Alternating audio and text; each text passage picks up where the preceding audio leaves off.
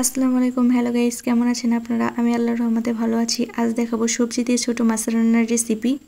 এগুলো কিন্তু নদীর ছোট মাছ। কার কার নদীর ছোট মাছ পছন্দ অবশ্যই কমেন্ট করবেন। আমার কিন্তু নদীর ছোট মাছ অনেক পছন্দ, তাই আজ সবজিতে ছোট মাছ রান্না করব। মাছগুলো দেখেন কত সুন্দর। এখন মাছগুলো কেটে ভালোভাবে ধুয়ে নিব। মাছগুলো কেটে আমি ধুয়ে নিয়েছি।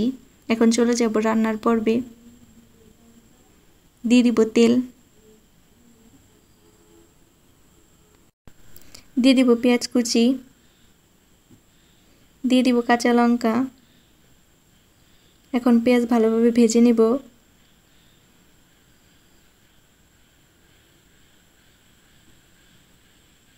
এখন দিয়ে দিব কাঁচা জিরা, দিয়ে পেঁয়াজ ভালোভাবে ভেজে নিব।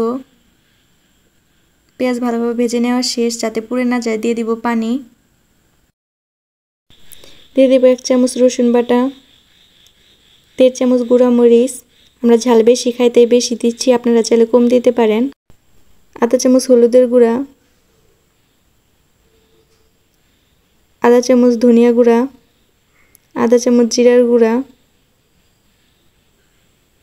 স্বাদ মতো লবণ দিয়ে এখন নেড়েচেড়ে কষিয়ে নেব। আপনারা মশলা ভালোভাবে কষিয়ে নেবেন। এখন নেড়েচেড়ে ঢেকে দিব। আমার মশলা কষানো শেষ, উপর দিয়ে তেল ভাজতেছে। দিয়ে দিব সবজি, কেটে রাখা আলু বেগুন দিয়ে দিব।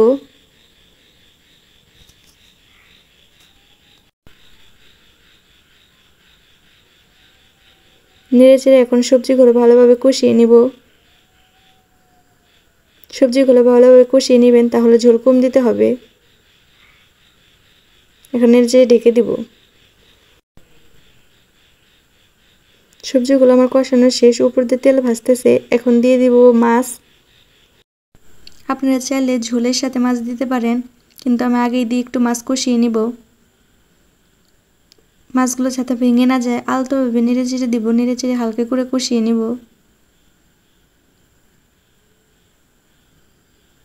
এখন নেড়েচেড়ে ঢেকে দিব।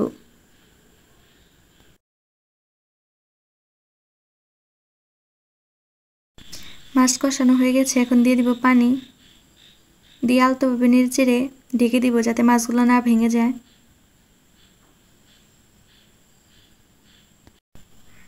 অফ ক্যামেরায় আমি ধনিয়া পাতা দিয়ে দিয়েছি। তরকারি আমার হয়ে গেছে, এখন নামিয়ে দেখাবো কেমন হয়েছে। দেখেন ছোট মাছ রান্না কত সুন্দর হয়েছে। আপনারা চাইলে বাসায় এভাবে করে খেতে পারেন। ভিডিওটা ভালো লাগলে অবশ্যই সাবস্ক্রাইব করবেন। ভিডিওটা দেখার জন্য ধন্যবাদ।